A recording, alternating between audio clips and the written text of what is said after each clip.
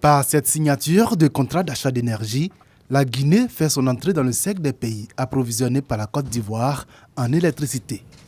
Cette année, la Côte d'Ivoire doit fournir 11 MW à la Guinée, la même quantité en 2022 et en 2023, soit 84 gigawatts par an. La Côte d'Ivoire, dont la capacité de production a connu une augmentation de 60% durant la dernière décennie, renforce ainsi un peu plus son ambition d'être le hub énergétique de la sous-région ouest-africaine. C'est une joie pour la Guinée, un espoir pour nos populations aussi reculées que la ville de Zérékoré, d'accéder enfin à une électricité de qualité et en quantité.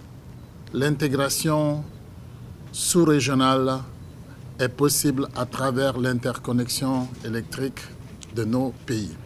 Si cette signature s'inscrit dans le cadre du projet d'interconnexion électrique dans la CEDEAO, pour le gouvernement ivoirien, il s'agit d'une marque de confiance de la part de l'État guinéen en la Côte d'Ivoire.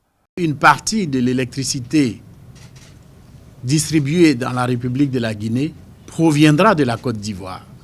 C'est donc une partie de la souveraineté de cet État que les hauts responsables de la République de Guinée nous accordent.